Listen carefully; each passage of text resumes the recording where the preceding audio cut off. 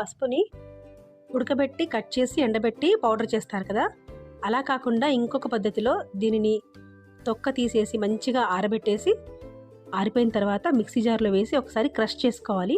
వెనక వైపుకు ఒకసారి తిప్పితే పల్స్ మోడ్లో చక్కగా క్రష్ అయిపోతుంది కదా, అలా చేస్తే సరిపోతుంది. చూడండి, ఇలా బరకగా క్రష్ చేసుకోవాలి. దీన్నంతటిని ఒక స్టీల్ ప్లేట్లోకి ట్రాన్స్ఫర్ చేసుకోవాలి. మిక్సీ చేస్తుంటే మాత్రం మంచి స్మెల్. అసలు నేను కావాలనే చేతితో చేశాను. చాలా మంచి కలర్, చాలా ఎంజాయ్ చేస్తూ చేశాను ఈ పని అయితే. ఇలా చక్కగా ఫ్లాట్గా చేసుకొని మంచిగా కట్స్ పెట్టేసుకుంటే ఏదో స్వీట్ లాగా, బర్ఫీ లాగా చూడడానికి భలే ఉంది. అయితే ఈ మెథడ్లో చేసుకున్నా కూడా మనకు 6-7 నెలలు హ్యాపీగా ప్రిజర్వ్ చేసుకోవచ్చు. ఇది చాలా ఈజీ అన్నమాట.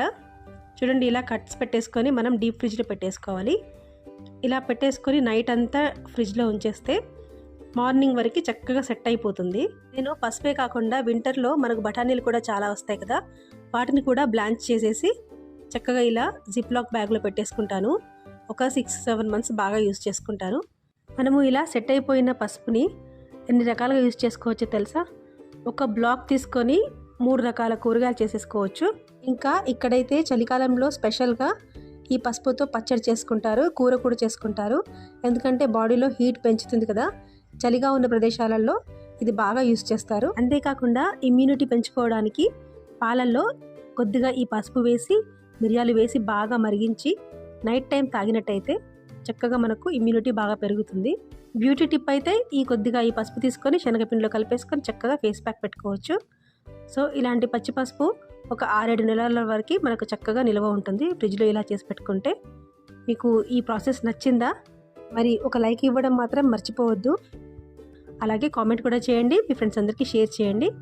ఇలాంటి జిప్ లాక్ బ్యాగ్లో పెట్టేసుకొని చక్కగా స్ట్రాతో దాంట్లో ఉన్న ఎయిర్ అంతా బయటికి లాగేసేయాలి.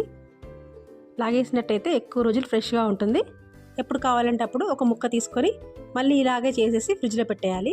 మీకు ఈ ప్రాసెస్ కానీ నా వీడియో కానీ నచ్చినట్టయితే తప్పకుండా లైక్ చేయండి, మీ ఫ్రెండ్స్ అందరికీ షేర్ చేయండి. అలాగే మార్కెట్లో పచ్చి పసుపు అవైలబుల్గా ఉంటే తప్పకుండా తీసుకొని ఇలా ప్రిజర్వ్ చేసుకొని వాడుకోండి. Thank you for watching.